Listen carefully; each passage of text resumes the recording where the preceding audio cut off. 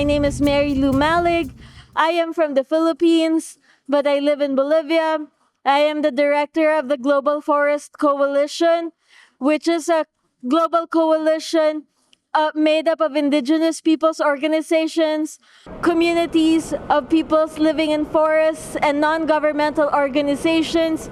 We have 134 member organizations in 76 countries, and we have members in all these 3 continents that we are covering today in our discussion: the Amazon, Africa, and Asia. We're here because there is a very important development happening across these 3 largest tropical forests in the world. These 3 continents represent the 3 most important tropical forests in the world.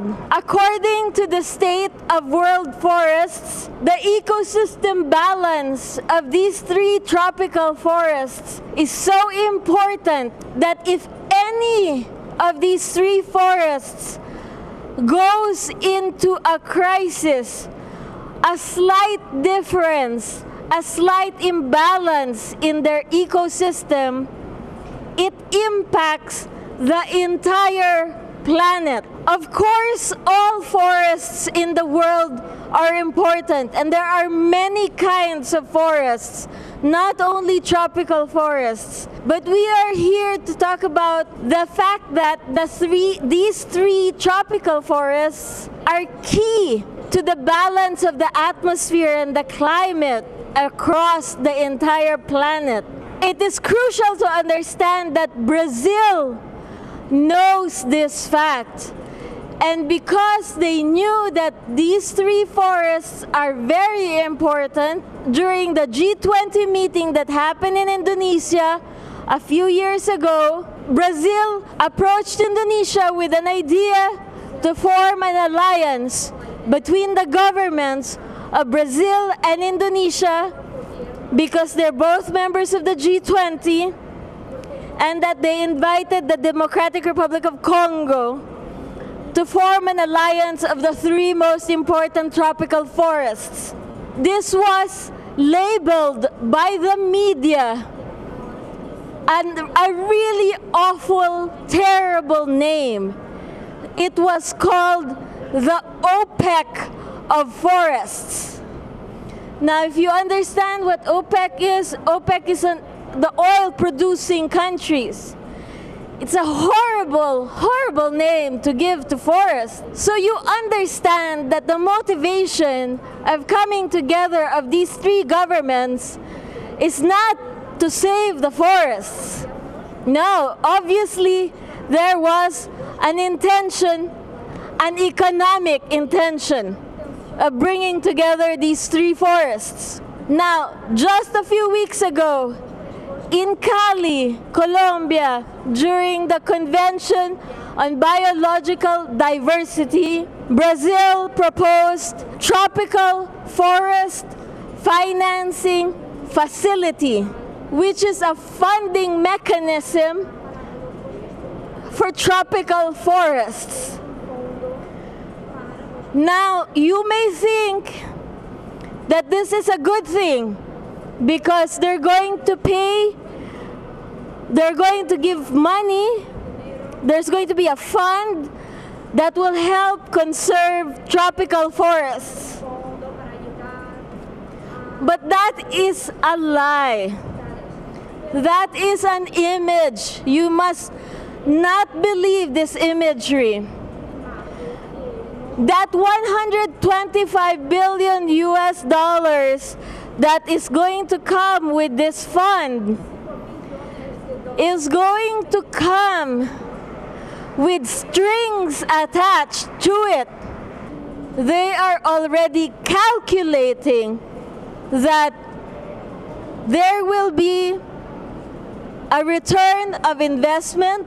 This fund is not from the heart of the governments, from the kindness and goodness of investors. This money is going to come from loans. It's going to come from multilateral institutions, from investors, and the holder of the money will be the World Bank. Do I need to say more about the World Bank and how no one in the world trusts the World Bank? But they will be the ones, the impartial holder of this money. And this money, they are already computing, will have a return of investment of $4 per hectare to go back to the investors, on top of developing countries having to pay back the loan of 125 billion US dollars.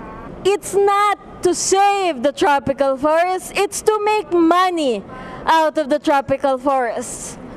So this is really a scam, and they are doing it in the name of conservation, that they are protecting the 3 most important forests in the world. And this is why it's really, really important to act, because they launched it in Cali a few weeks ago. Here at the G20, the finance ministers are discussing how to operationalize the funding mechanism, and by the COP30 in Belém, in Brazil, next year, the fund will be fully operational. That means we have until COP30 to do something about this fund, to resist and to organize a response to the governments from civil society, from social movements, from indigenous peoples, from the communities living in forests, from the front lines, from the peasants, from all of us, to say we have real solutions for protecting and conserving, coexisting in harmony with our forests in the Congo, in Indonesia, and in the Amazon. We do not need this tropical forest financing facility. We do not need the G20. We do not need the World Bank.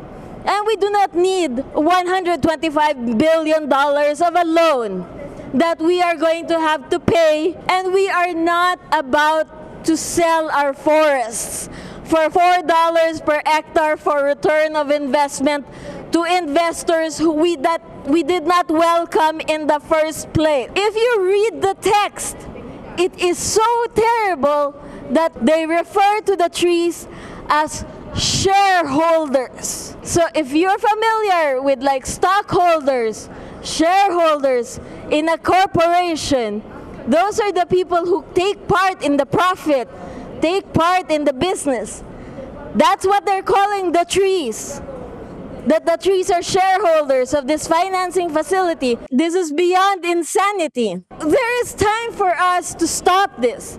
There is time for us to come together and build these linkages between these 3 continents. We are able to come together and discuss what are the common things we can do. In reality, we have much more things that hold us together in common. Even though we are from completely different continents, we still have so many things in common. We all have ways of taking care of our forests, that we live in harmony and with nature. We respect the rights of nature. We are keepers of our traditions and our knowledge. We share all this, and we are going to be able to come together in a very strong way and struggle and really have a collective response and stop this madness. We need to inject a sense of urgency in what we do, and that by the time Belém comes, we are more than ready to stop this in its tracks and protect our forests from the Amazon to the Congo to Indonesia. Thank you.